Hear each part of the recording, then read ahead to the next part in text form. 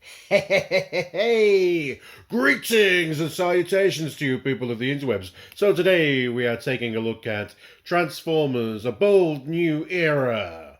IDW Continuity, issue 17, A Change in Your Nature, Part 5. Written by Brian Ruckley, art by Anna Malkova and Beth McGuire-Smith, colours by Joanne Olifuente and Jean-Paul Beauvais, and we've got on letterings Jake M. Wood, Neil Utake.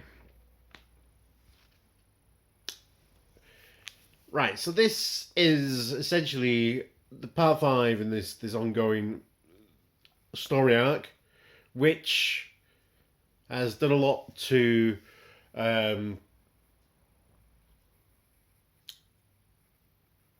change the idea of pacing issue. I say very weirdly, in my own weird pacing issues, as it were. See what I did? That was obviously on purpose.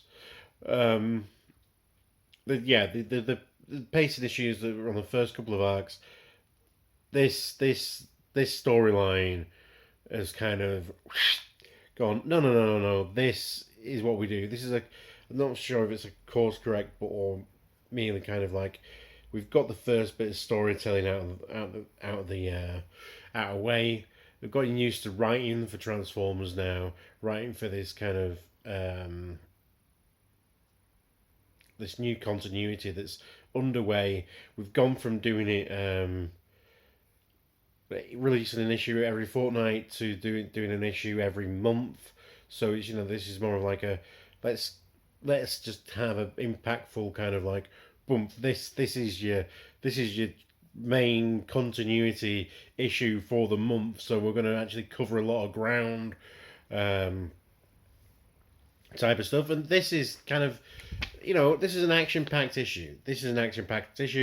Um, like I said, stick with it, and good things will come. And we're just starting to get to the beginning of those good things, in my opinion. Beth McGuire-Smith and Anna Malkova, you know, showing art duties, and it's hard to tell where one starts and the other begins, to be honest with you, from what pages. But they complement each other really well. In the styles and the fact that their art is just going forward all the time. Their abilities doing comic book interiors with every issue there are improvements and improvements upon improvements. And yeah, they're doing an absolute sterling work. Joanna LaFonte and John Paul Bove, as always, provide excellent colours just to round out some of the what's going on with the issues. The letters are all right. It's not John Paul Bow. No, not John Paul. Not Thomas B. Long, but they're all right. The letters, which is it's a bit weird, isn't it? Talking on the lettering, but yeah, I think Thomas B. Long was a talent. Thomas B. Long was the way because it's not just it's the sound effects and all that type of stuff, and it always did an absolutely cracking job and wasn't afraid to push the boundaries, whereas I think the current two guys on this are very much by the book. So if you're not reading this already, I would suggest picking it up and reading it. It's part 5, so it's hard to kind of go into any real detail without going into spoilers. So we're just going to go into spoilers now. The Rise operatives who have attacked the old communication hub for the Titans have done and dusted. They've finished their job and they've hopped in an Astro train and getting the F out of there. Jobs are good and that's all we see of them really in this issue. Cyclonus is by the creator of where the memorial was destroyed several issues ago, and talking to his ghosts, and he knows that he needs to make a decision. And kind of Hotspot comes up to him and says, "Look, we've got to evacuate this area. Really, it's not safe. Anyone to be messing around in. So go find somewhere else to be mopey." And so yeah, Cyclonus is basically kind of resolved to maybe take some kind of action at last. In the meantime, Wheeljack and Co. are on the moon. That's tethered to Cybertron to create some kind of energon resource, and all of a sudden, the Titan Vigilum. I've never heard this pronounced out loud because this is a comic book character. Vigilum. We're gonna go with Vigilum. That's how it's pronounced. Is on its way. Now, all the other Titans are out of action because they've destroyed all the communication hub in this communication hub. So they're asleep. So there's only Lodestar, that's what it's called, Lodestar, right? Which is Sentinel Prime's personal Titan that's been taken around Sentinel Prime and his upper echelon of guys on the diplomatic mission across the galaxy.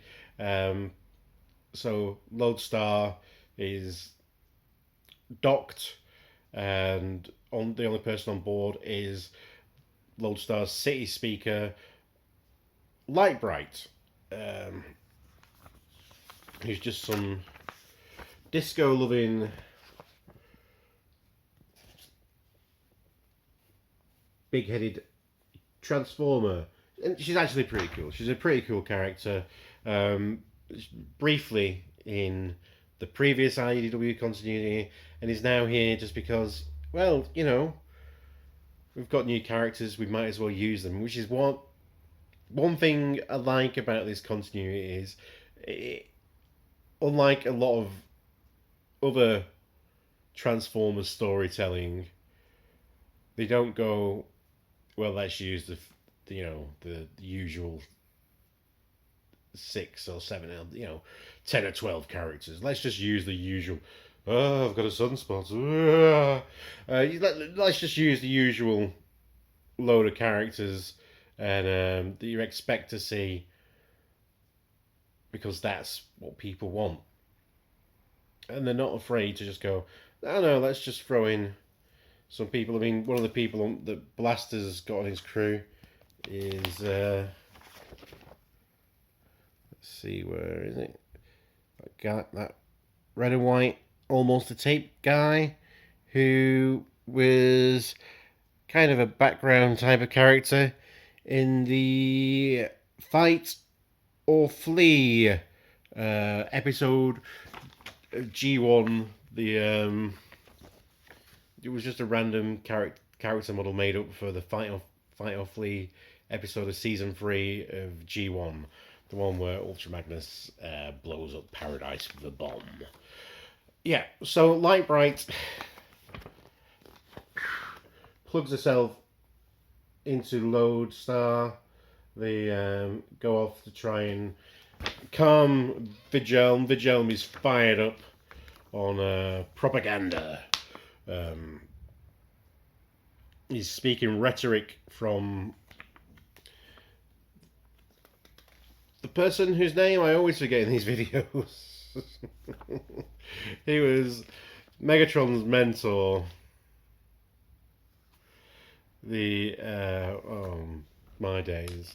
The one who was the Constructicon's mentor is kind of low key, fills some of our robots' heads full of junk.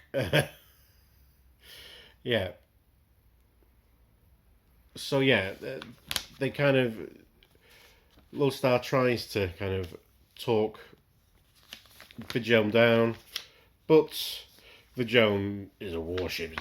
Vigilm does not take kindly to that. So they kind of have a big spacey missile off. As you can see, Lodestar is a bit overwhelmed with Vigilm. It's great. We're just talking about, Transformers comic, and none of these are G1 characters. They're all IDW characters, though. They've been in previous IDW continuities. So Wheeljack gets everyone on the moon to take cover while these fight. It goes predictably bad for Light Bright and Lodestar. They come in for another sweep as Vigilm is attacking the tether. They get taken out of action. Light Bright's connection to Lodestar is severed. Fate unknown. And Vigilm snaps the tether between the moon and Cybertron. Yeah. Right. Who is it? Is this Adeptus? Is it Adeptus?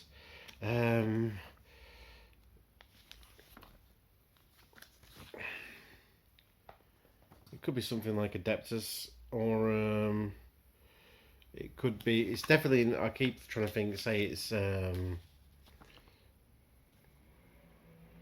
Nominus Prime, but it's not Nominus Prime.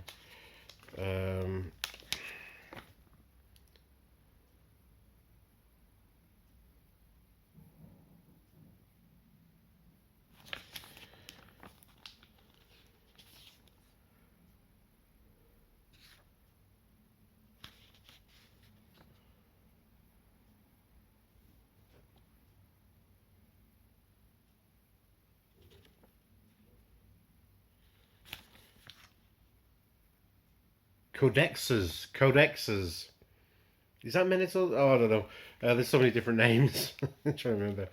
So, yeah, another really strong issue. I do recommend picking this up. Again, it's another case of issues, comic book covers that don't really display anything. Megatron looks at his Decepticon sign, some kind of hidden emotion on his face. Is he proud? Is he worried? In the back we have images of Elita 1 and Optimus Prime, and these are 3 characters that are not in this issue. But yeah, that's just the way it is. Megatron and Prime Cell Comics. We do get in the corner. That's going to focus. We do get Light Bright, so that's a pleasant little treat for us all, isn't it? Yeah, I really enjoyed this issue. It's one of those where it's this relationship between Lodestar and Light Bright, the Titan and the City Speaker, where we've always had Windblade as a City Speaker, but and briefly trying to have some kind of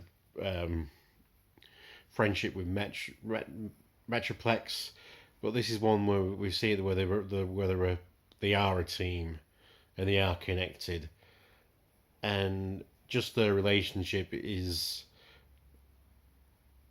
just shown, and then fate unknown for how it's going to go, if Lodestar's actually survived this or not.